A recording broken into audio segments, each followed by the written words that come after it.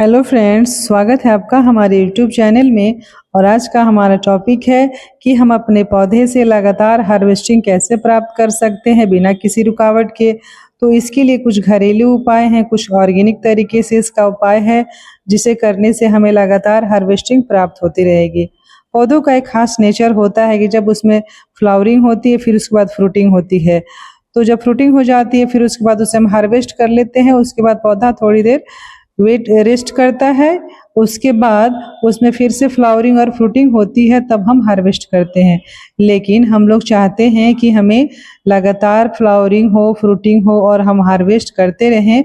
तो इसके लिए एक ऑर्गेनिक ट्रीटमेंट है जिसके करने से हमें पौधे से लगातार हार्वेस्टिंग प्राप्त होती रहेगी। इसका इस्तेमाल हम किसी भी पौधे में कर सकते हैं, चाहे वो बेल वर्गीय पौधा हो जैसे लौकी, घिया, नेनुआ, या फिर छोटा पौधा जैसे कि शिमला मिर्च, मिर्च, बैगन, इन सारे पौधे पे इसका हम इस्तेमाल कर सकते हैं। तो हमें क्या होगा कि लगातार इसमें फ्लावरिंग और फ्रूटिंग मिलती रहेगी और उसे हम हार्वेस्ट करते रहेंगे।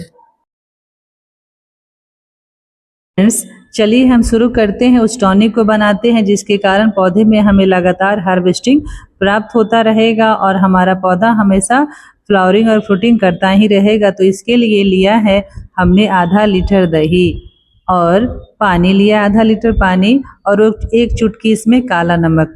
दही में चूंकि हम जानते हैं कि लैक्टोबैसिलस नामक बैक्टीरिया पाया जाता है जो कि हमारे लिए तो बेनिफिशियल है ही, साथ साथ पौधे के लिए भी बेनिफिशियल है।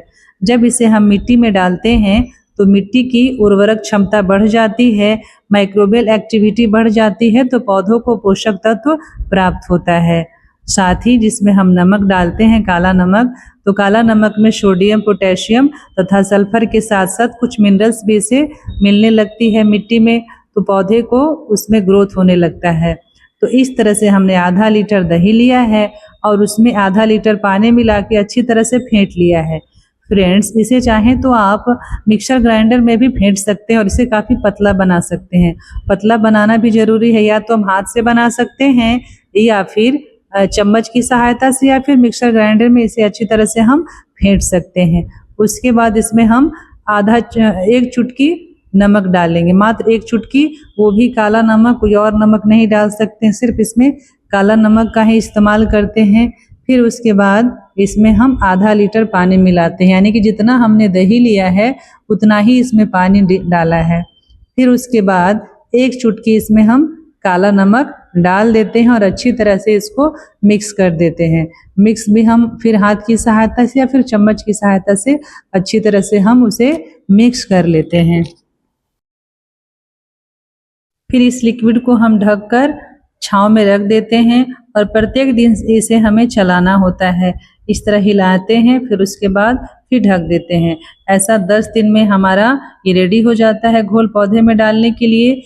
दही की जगह हम छाछ का भी प्रयोग कर सकते हैं, दोनों भी का इस्तेमाल हम कर सकते हैं। आप चाहें तो छाछ ले लें या फिर दही ले लें। हमने दही का प्रयोग किया है और इसे प्रत्येक दिन आकर हम हर बार चलाएंगे और शेडी एरिया में रख देंगे। 10 दिन बाद इसके हम फिर से इस्तेमाल करेंगे पौधे पर। 10 दिन बाद इसे हम छान लेते हैं किसी छन्नी की सहायता से। छानने के बाद इसमें जो भी मोटा मोटा पार्ट निकलेगा दही का, उसको हम बाहर निकाल देंगे और उसको हम किचन वेस्ट का जो खाद बनाते हैं उसमें भी डाल सकते हैं, या फिर किसी भी जो मिट्टी खाली है उसमें भी इसको हम डाल सकते हैं। और जितना हमारे लिक्विड बना है उसका 4 गुना इसमें पानी मिलाएंगे, यानी कि आधा लीटर हमने दही लिया है और आधा लीटर पानी लिया है, यानी टोटल हमने 1 लीटर का घोल बनाया था। अब इसमें हम उसका 4 गुना पानी मिलाएंगे, मतलब 4 लीटर पानी मिलाएंगे। उसके बाद इसका हम इस्तेमाल पौधे की जड़ों में करेंगे और उसे हम सप्ताह में 1 बार जरूर करेंगे।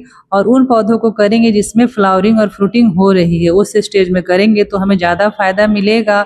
और पौधे के साइज के हिसाब से इसका इस्तेमाल करते हैं, मतलब छोटा पौधा होगा तो उसकी मात्रा कम डालेंगे और बड़ा पौधा होगा तो हम 1 मग डालेंगे, यानी पौधे के साइज के हिसाब से इसका हम इस्तेमाल करेंगे। और हाँ, 10 दिन में ज़रूर इसका इस्तेमाल करेंगे।